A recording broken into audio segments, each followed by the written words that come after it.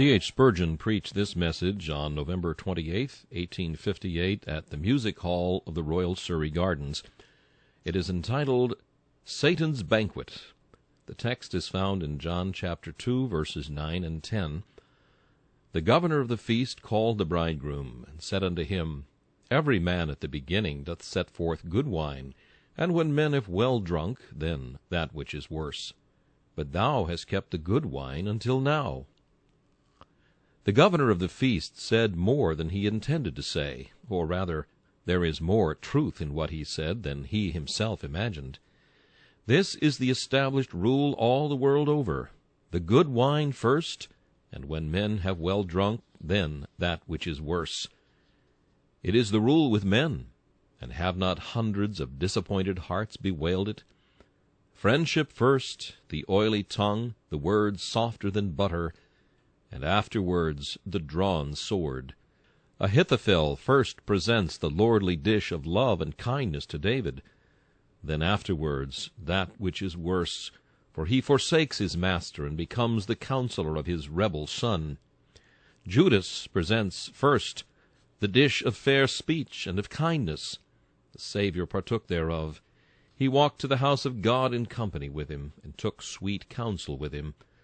But afterwards there came the dregs of the wine. He that eateth bread with me hath lifted up his heel against me.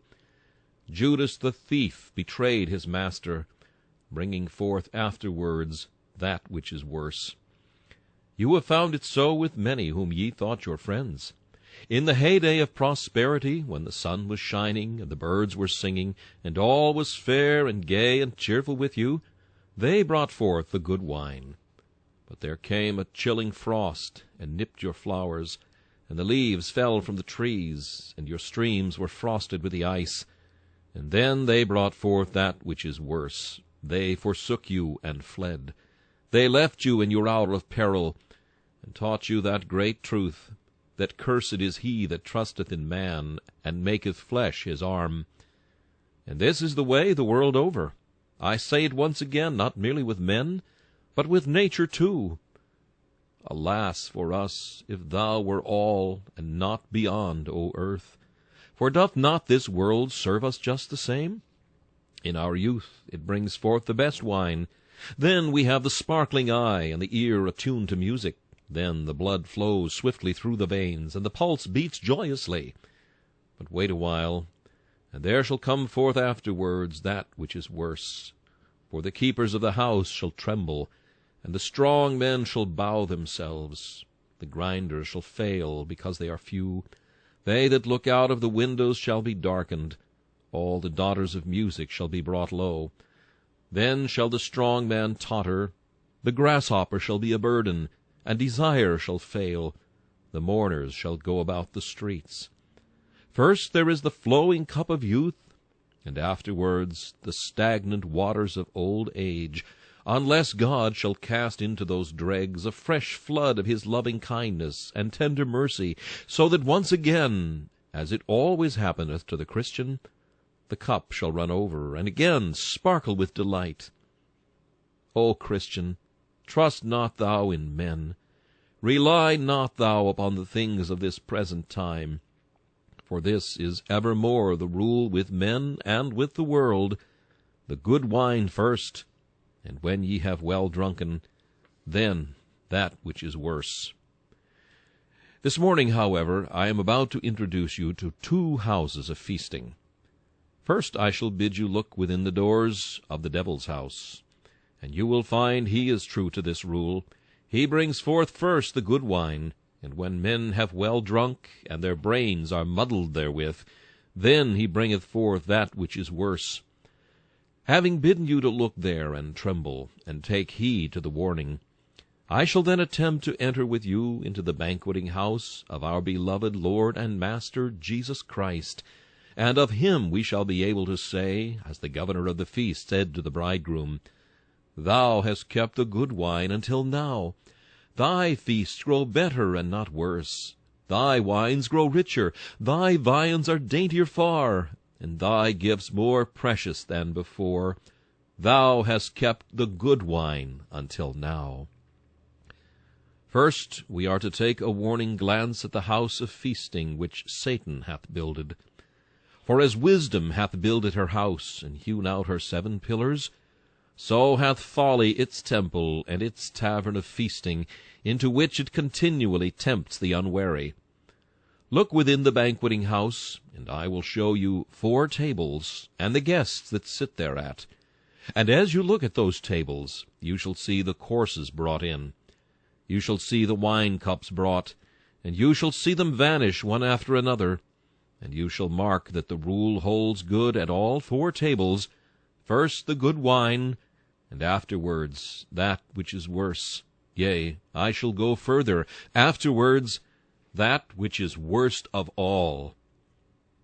At the first table to which I shall invite your attention, though I beseech you never to sit down and drink thereat, sit the profligate.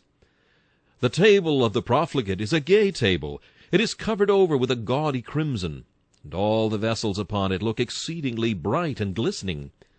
Many there be that sit thereat, but they know not that they are the guests of hell, and that the end of all the feast shall be in the depths of perdition. See ye now the great governor of the feast as he comes in? He has a bland smile upon his face. His garments are not black, but he is girded with a robe of many colors.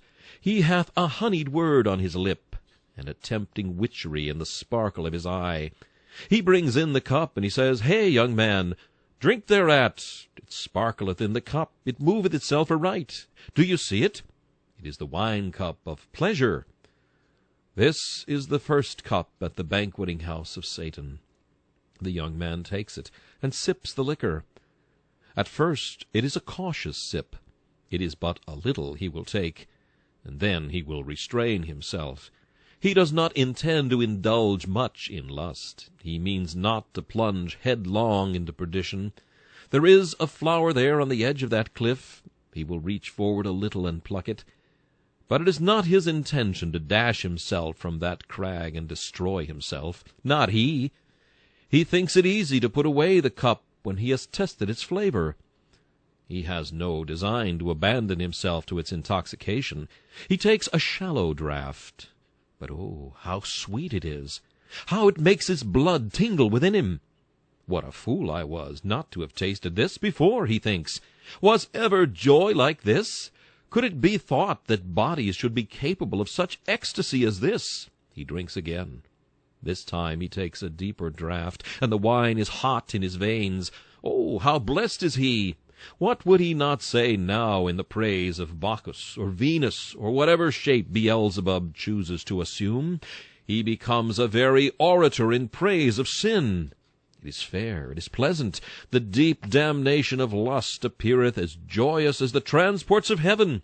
He drinks, he drinks, he drinks again, till his brain begins to reel with the intoxication of his sinful delight. This is the first course. Drink, O ye drunkards of Ephraim, and bind the crown of pride about your head, and call us fools because we put your cup from us. Drink with the harlot, and sup with the lustful. Ye may think yourselves wise for so doing, but we know that after these things there cometh something worse. For your vine is the vine of Sodom, and of the fields of Gomorrah. Your grapes are grapes of gall, the clusters are bitter.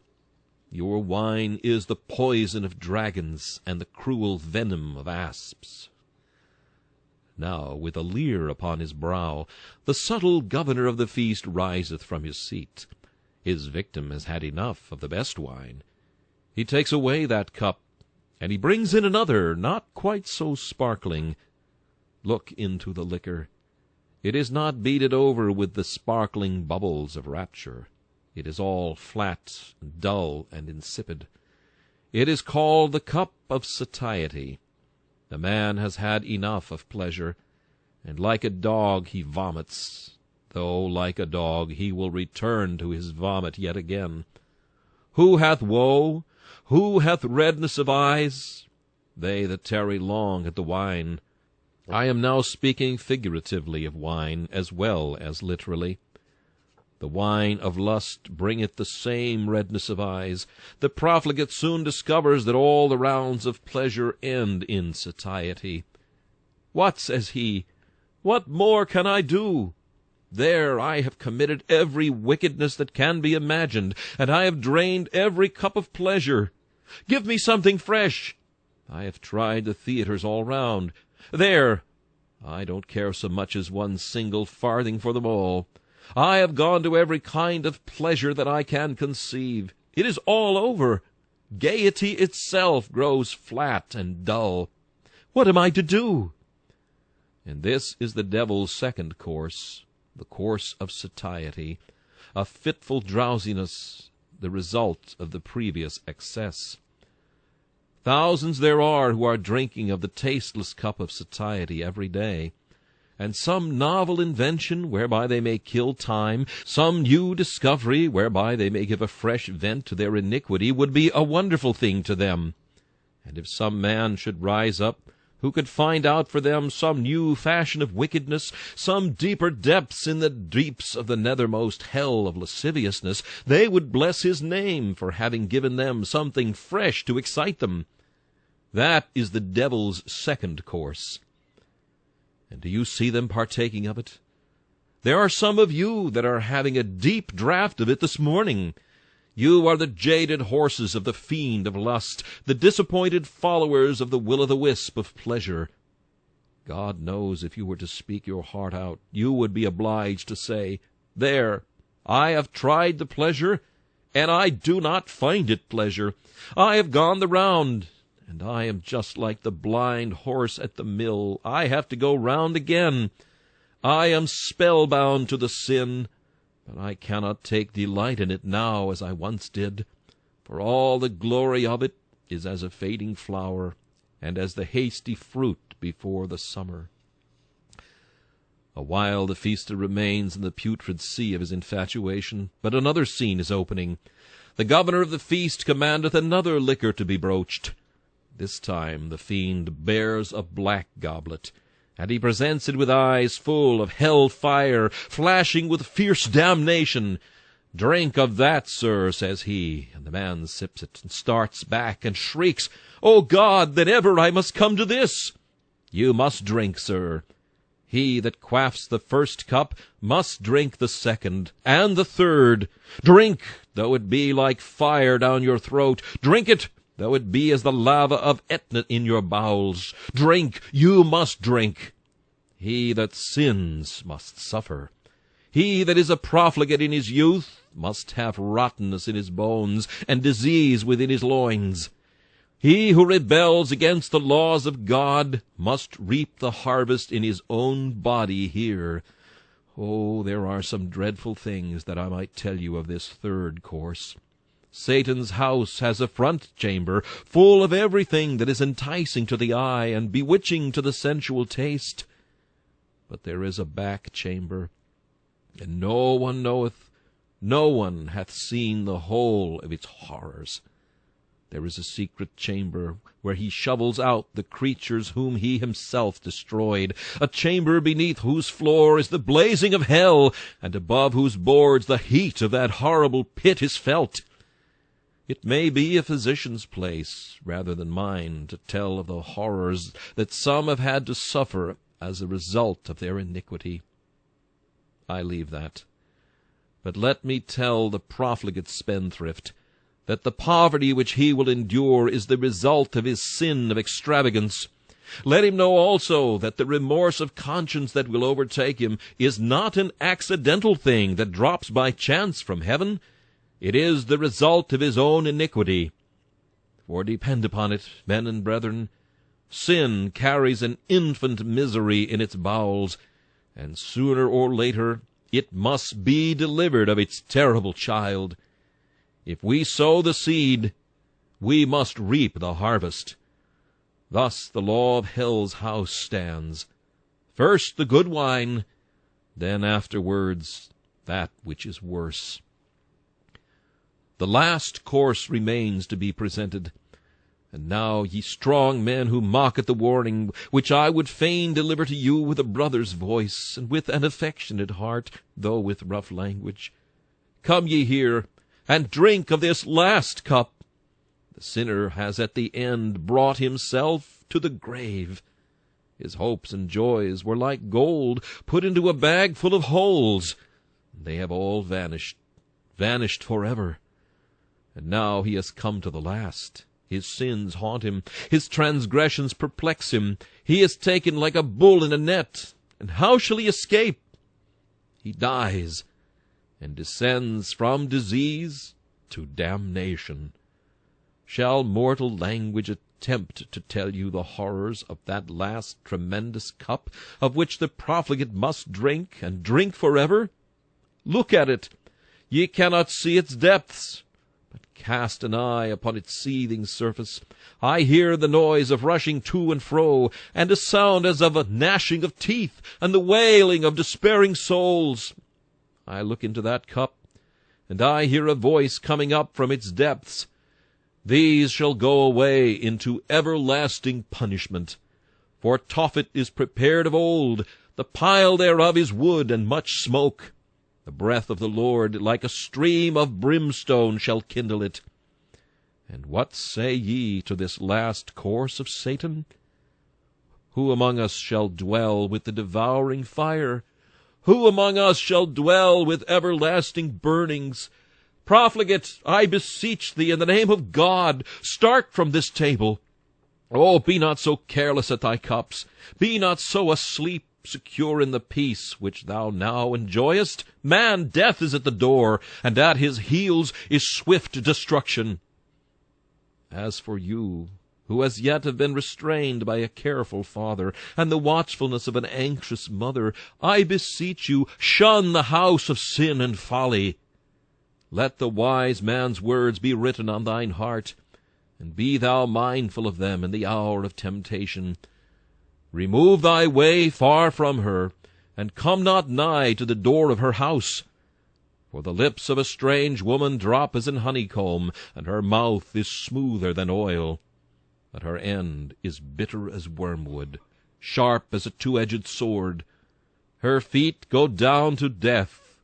Her steps take hold on hell.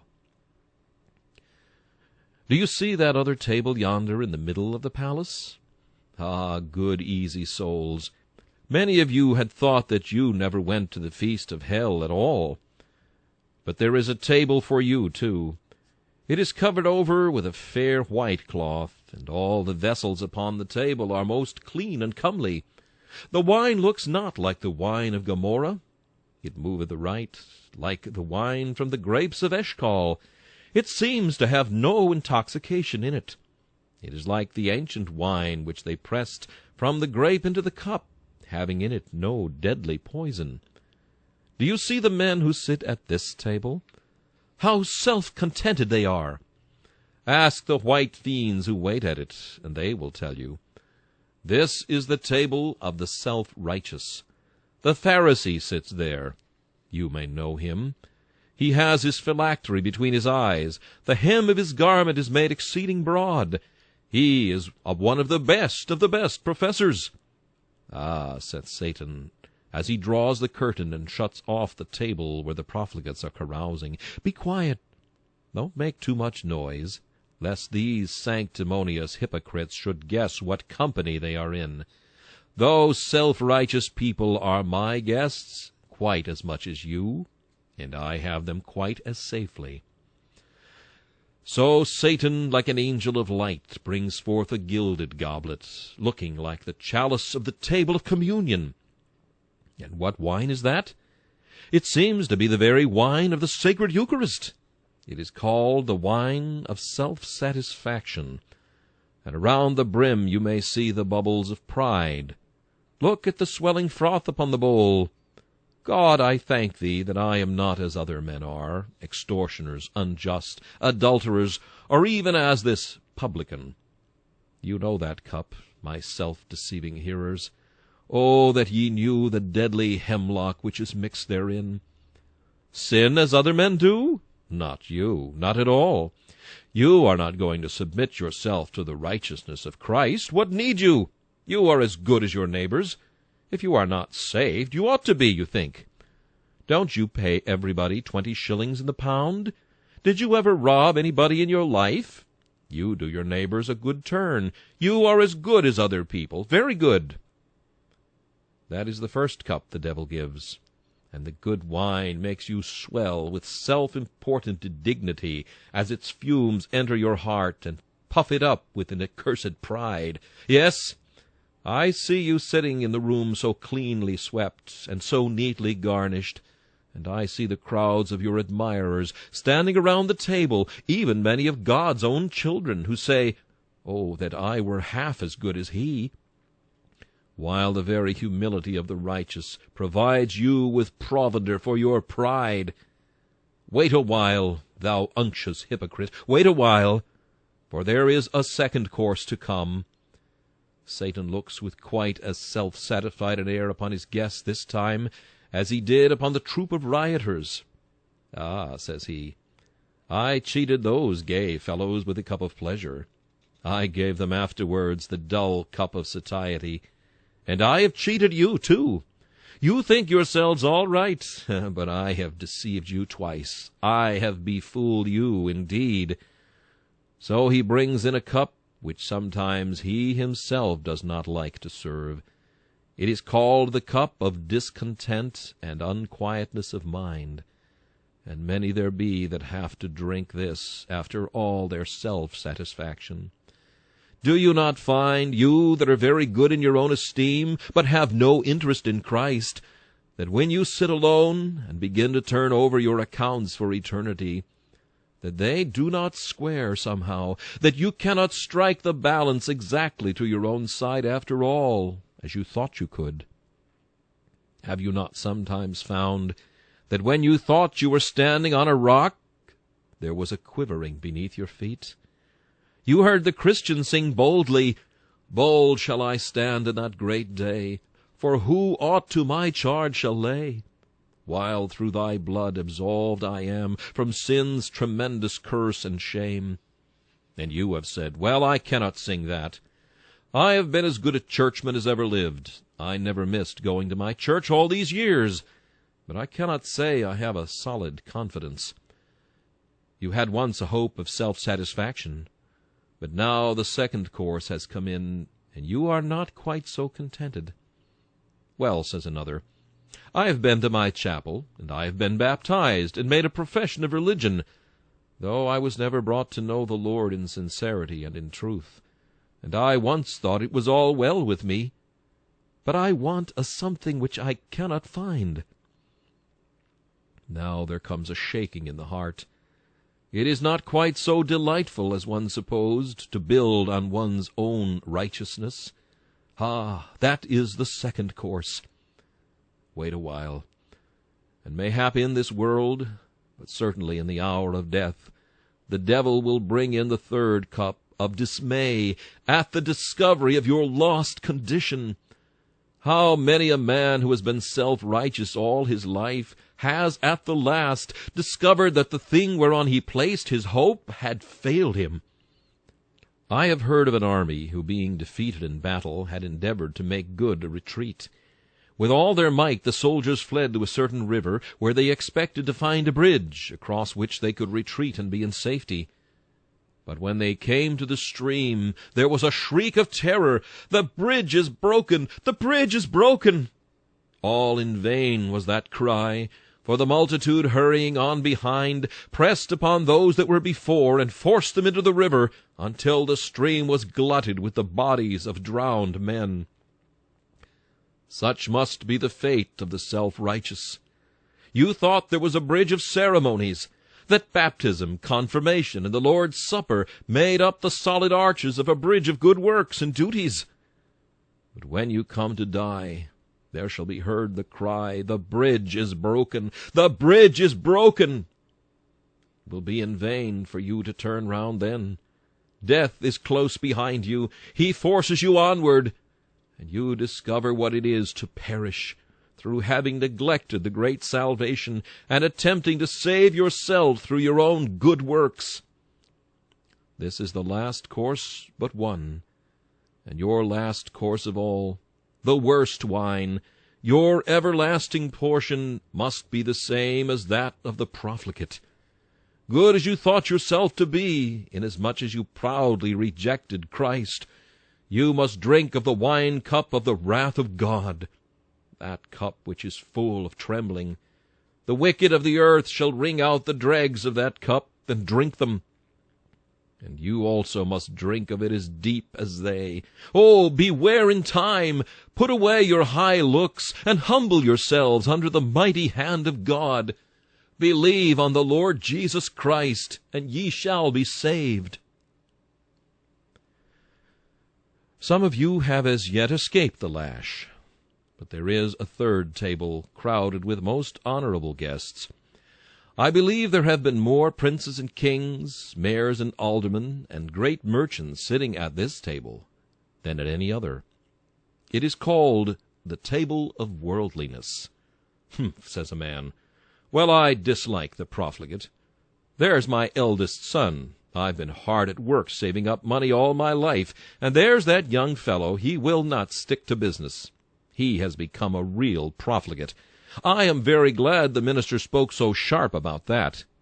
As for me, there now, I don't care about all your self-righteous people a single farthing. To me it is of no account at all. I don't care at all about religion in the slightest degree. I like to know whether the funds rise or fall, or whether there's an opportunity of making a good bargain. That's about all I care for. Ah, worldling, I have read of a friend of yours who was clothed in scarlet and fine linen, and fared sumptuously every day. Do you know what became of him? You should remember it, for the same end awaits yourself. The end of his feast must be the end of yours. If your God is this world, depend upon it, you shall find that your way is full of bitterness. Now see that table of the worldly man, the mere worldling who lives for gain. Satan brings him in a flowing cup. There, says he, young man, you are starting in business. You need not care about the conventionalities of honesty, or about the ordinary old-fashioned fancies of religion. Get rich as quick as ever you can. Get money, honestly if you can, but if not, get it anyhow, says the devil, and down he puts his tankard. There, says he, is a foaming draught for you. Yes, says the young man, I have abundance now. My hopes are indeed realized. Here then you see the first and best wine of the worldling's feast, and many of you are tempted to envy this man. Oh, that I had such a prospect in business, says one. I'm not half so sharp as he is. I could not deal as he deals. My religion would not let me. But how fast he gets rich! Oh, that I could prosper as he does. Come, my brother, judge not before the time. There's a second course to come, the thick and nauseous draught of care. The man has got his money, but they that will be rich fall into temptation and a snare. Wealth ill-gotten, or ill-used, or hoarded, brings a canker with it that does not canker the gold and silver, but cankers the man's heart, and a cankered heart is one of the most awful things a man can have. Ah, see this money-lover, and mark the care which sits upon the heart. There is a poor old woman that lives near his lodge-gate. She has but a pittance a week, but she says, Bless the Lord, I have enough. She never asks how she is to live, or how she is to die, or how she is to be buried, but sleeps sweetly on the pillow of contentment and faith. And here is this poor fool with untold gold, but he is miserable because he happened to drop a sixpence as he walked along the streets, or because he had an extra call upon his charity, to which the presence of some friend compelled him to yield. Or perhaps he groans because his coat wears out too soon. After this comes avarice. Many have had to drink of that cup. May God save us from its fiery drops. A great American preacher has said, Covetousness breeds misery. The sight of houses better than our own, of dress beyond our means, of jewels costlier than we may wear, of stately equipage and rare curiosities beyond our reach, these hatch the viper brood of covetous thoughts, vexing the poor who would be rich, tormenting the rich who would be richer. The covetous man pines to see pleasure, is sad in the presence of cheerfulness. The joy of the world is his sorrow, because all the happiness of others is not his. I do not wonder that God abhors him. He inspects his heart as he would a cave full of noisome birds, or a nest of rattling reptiles, and loathes the sight of its crawling tenants. To the covetous man, life is a nightmare, and God lets him wrestle with it as best he may. Mammon might build its palace on such a heart, and pleasure bring all its revelry there, honor all its garlands. It would be like pleasures in a sepulchre, and garlands on a tomb. When a man becomes avaricious, all he has is nothing to him. More, more, more, says he, like some poor creatures in a terrible fever, who cry, drink, drink, drink, and you give them drink, but after they have it, their thirst increases. Like the horse leech, they cry, give, give, give. Avarice is a raving madness which seeks to grasp the world in its arms, and yet despises the plenty it has already. This is a curse of which many have died, and some have died with the bag of gold in their hands, and with misery upon their brow, because they could not take it with them into their coffin, and could not carry it into another world. Well, then, there comes the next course. Baxter and those terrible old preachers used to picture the miser, and the man who lived only to make gold, in the middle of hell, and they imagined Mammon pouring melted gold down his throat. There, say the mocking devils, that is what you wanted. You have got it now. Drink, drink, drink. And the molten gold is poured down. I shall not, however, indulge in any such terrible imaginations.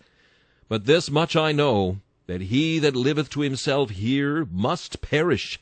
He who sets his affections upon the things on earth hath not digged deep. He hath built his house upon the sands.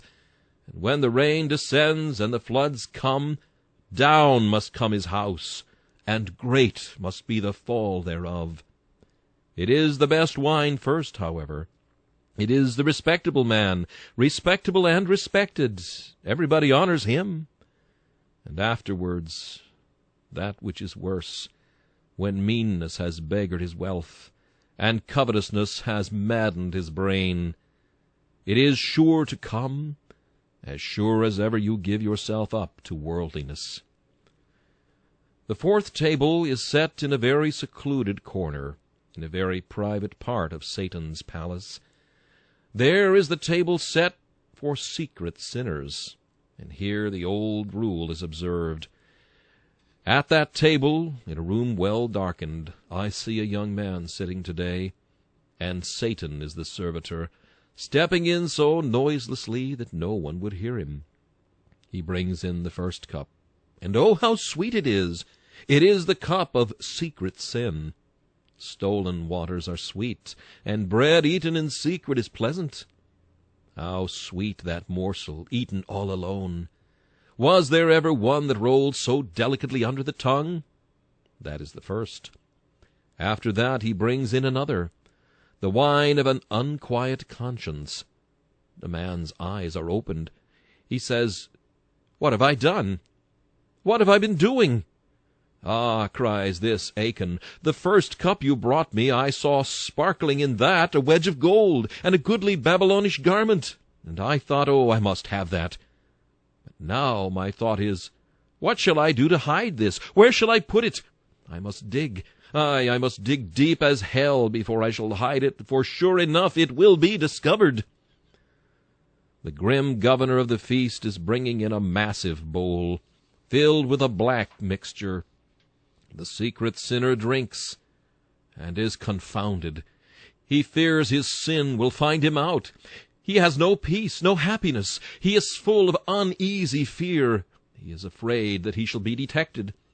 He dreams at night that there is someone after him, that there is a voice whispering in his ear and telling him, "I know all about it. I will tell it." He thinks perhaps that the sin which he has committed in secret will break out to his friends. The father will know it. The mother will know it. Aye, it may be even the physician will tell the tale and blab out the wretched secret. For such a man there is no rest. He is always in dread of arrest. He is like the debtor I have read of, who, owing a great deal of money, was afraid the bailiffs were after him, and happening one day to catch his sleeve on the top of a palisade, said, "There, let me go. I'm in a hurry. I will pay you tomorrow," imagining that someone was laying hold of him. Such is the position in which the man places himself by partaking of the hidden things of dishonesty and sin. Thus he finds no rest for the sole of his foot for fear of discovery. At last the discovery comes. It is the last cup. Often it comes on earth, for be sure your sin will find you out, and it will generally find you out here. What frightful exhibitions are to be seen at our police courts, of men that are made to drink that last black draught of discovery, the man who presided at religious meetings, the man who was honored as a saint, is at last unmasked. And what says the judge, and what says the world of him? He is a jest, and a reproach, and a rebuke everywhere. But suppose he should be so crafty that he passes through life without discovery, though I think it is almost impossible. What a cup he must drink when he stands at last before the bar of God! Bring him forth, jailer. Dread keeper of the dungeon of hell, lead forth the prisoner. He comes. The whole world is assembled. Stand up, sir. Did you not make a profession of religion? Did not everybody think you a saint? He is speechless. But many there are in that vast crowd who cry, "We thought him so." The book is open. His deeds are read. Transgression after transgression, all laid bare. Do you hear that hiss? The righteous, moved to indignation, are lifting up their voices against the man who deceived them and dwelt among them as a wolf in sheep's clothing. Oh, how fearful it must be to bear the scorn of the universe! The good can bear the scorn of the wicked, but for the wicked to bear the shame and everlasting contempt which righteous indignation will heap upon them will be one of the most frightful things, next to the eternal endurance of the wrath of the Most High, which, I need not add, is the last cup of the devil's terrible feast, with which the secret sinner must be filled forever and ever. I pause now, but it is just to gather up my strength to beg that anything I may have said that shall have had the slightest personal bearing upon any of my hearers may not be forgotten. I beseech you, men and brethren, if now you are eating the fat and drinking the sweet of hell's banquet, pause, and reflect what shall the end be. He that soweth to the flesh shall of the flesh reap corruption. He that soweth to the Spirit shall of the Spirit reap life everlasting. I cannot spare more time for that, most assuredly. But you must pardon me while I occupy only a few minutes in taking you into the house of the Savior, where he feasts his beloved. Come and sit with us at Christ's table of outward providences. He does not feast his children after the fashion of the prince of darkness, for the first cup that Christ brings to them is very often a cup of bitterness. There are his own beloved children, his own redeemed, who have but sorry cheer. Jesus brings in the cup of poverty and affliction, and he makes his own children drink of it, till they say, "Thou hast made me drunken with wormwood, and thou hast filled me with bitterness." This is the way Christ begins, the worst wine first. When the sergeant begins with a young recruit, he first gives him a shilling, and then afterwards come the march and the battle. But Christ never takes his recruits so. They must count the cost, lest they should begin to build and not be able to finish. He seeks to have no disciples who are dazzled with first appearances. He begins roughly with them, and many have been his children who have found that the first course of the Redeemer's table has been affliction, sorrow, poverty, and want. In the olden times, when the best of God's people were at the table, he used to serve them worst, for they wandered about in sheepskins and goatskins, being destitute, afflicted, tormented, of whom the world was not worthy. And they kept on drinking of these bitter cups for many a day. But let me tell you afterwards, he brought out sweeter cups for them, and you that have been troubled have found it so. After the cup of affliction comes the cup of consolation, and oh, how sweet is that! It has been the privilege of these lips to drink that cup after sickness and pain. And I can bear witness that I said of my Master, Thou hast kept the best wine until now. It was so luscious that the taste thereof did take away every taste of the bitterness of sorrow. And I said, Surely the bitterness of this sickness is all past, for the Lord has manifested himself to me, and given me his best wine. But, beloved, the best wine is to come last. God's people will find it so outwardly. The poor saint comes to die. The Master has given him the cup of poverty, but now no more he drinks thereof. He is rich to all the intents of bliss. He has had the cup of sickness. He shall drink of that no more. He has had the cup of persecution. But now he is glorified together with his Master, and made to sit upon his throne. The best things have come last to him in outward circumstances. There were 2 martyrs once burned at Stratford-le-Bow. One of them was lame, and the other blind. And when they were tied to the stake, the lame man took his crutch and threw it down, and said to the other, Cheer up, brother, this is the sharp physic that shall heal us. I shall not be lame within an hour of this time, nor shalt thou be blind. No, the best things were to come last. But I've often thought that the child of God is very much like the Crusaders.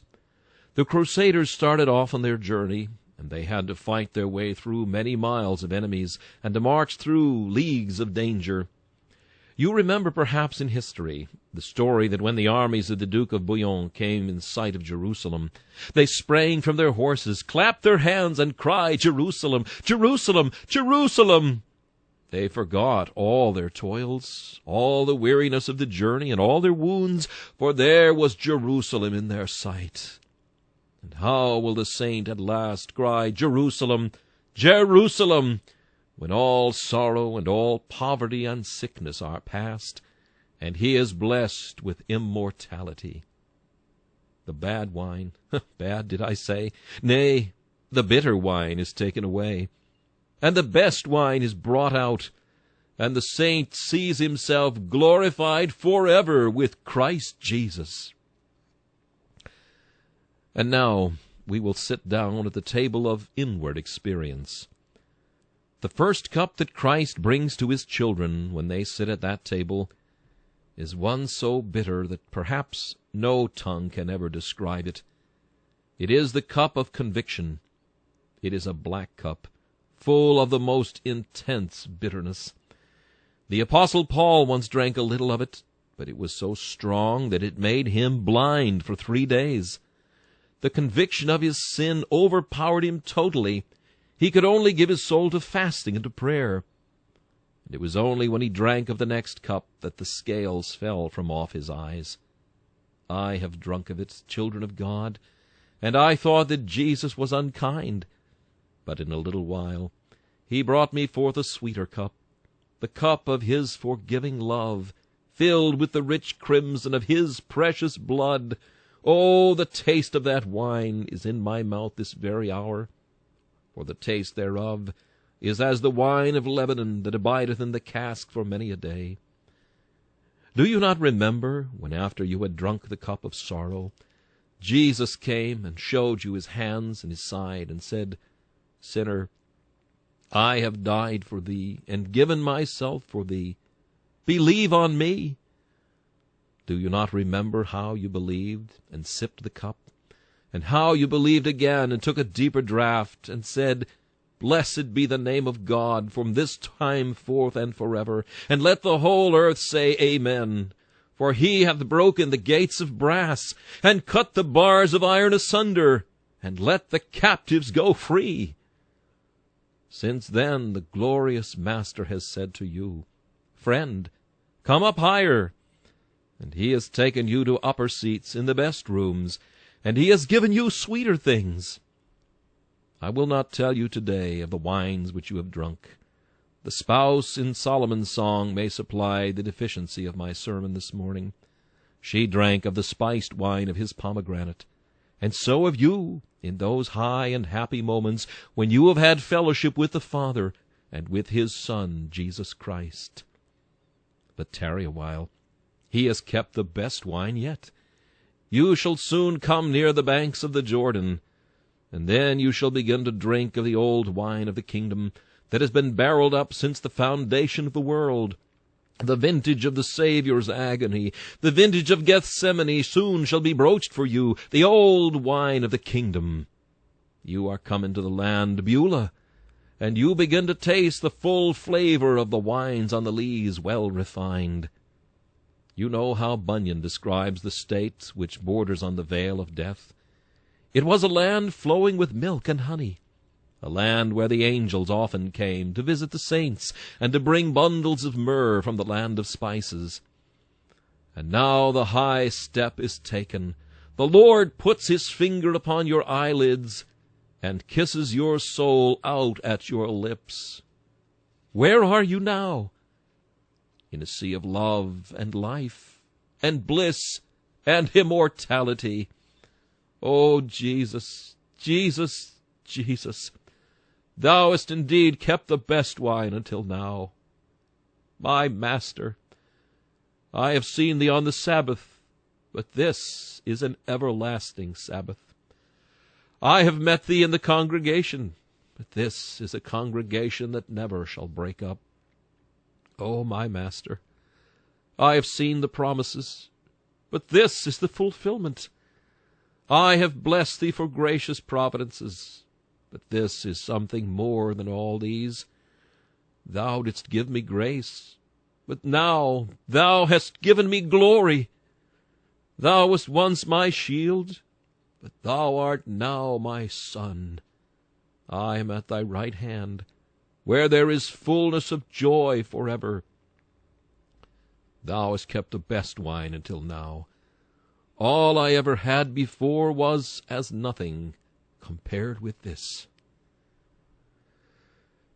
And lastly, for only time fails me, I could preach a week upon this subject. The table of communion is one at which God's children must sit, and the first thing they must drink of there is the cup of communion with Christ in his sufferings.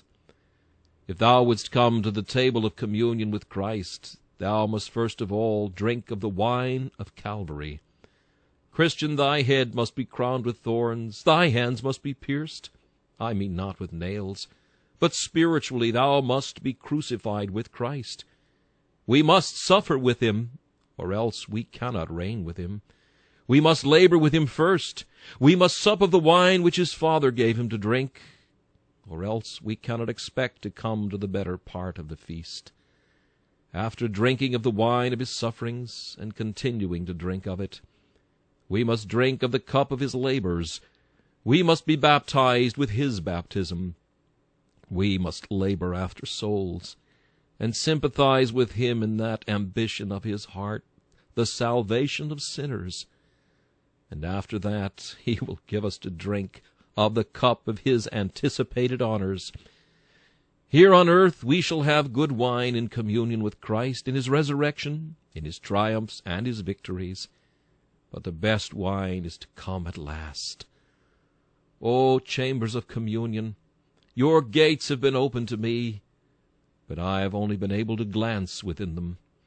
But the day is coming when on your diamond hinges ye shall turn, and stand wide open forever and ever, and I shall enter into the King's palace, and go no more out. O Christian, thou shalt soon see the King in his beauty. Thy head shall soon be on his bosom. Thou shalt soon sit at his feet with Mary. Thou shalt soon do as the spouse did. Thou shalt kiss him with the kisses of his lips, and feel that his love is better than wine. I can conceive you, brethren, in the very last moment of your life, or rather, in the first moment of your life, saying, He has kept the best wine until now. When you begin to see him face to face, when you enter into the closest fellowship, with nothing to disturb or to distract you, then shall you say, The best wine is kept until now. A saint was once dying, and another sat by him and said, Farewell, brother. I shall never see you again in the land of the living. Oh, said the dying man, I shall see you again in the land of the living that is up yonder, where I am going. This is the land of the dying. Oh, brethren and sisters, if we should never meet again in the land of the dying, have we a hope that we shall meet in the land of the living, and drink the best wine at last? This message, Satan's Banquet, was preached by Charles Haddon Spurgeon on November 28, 1858. This is Charles Kelsch inviting you to join me again for another message from the Prince of Preachers,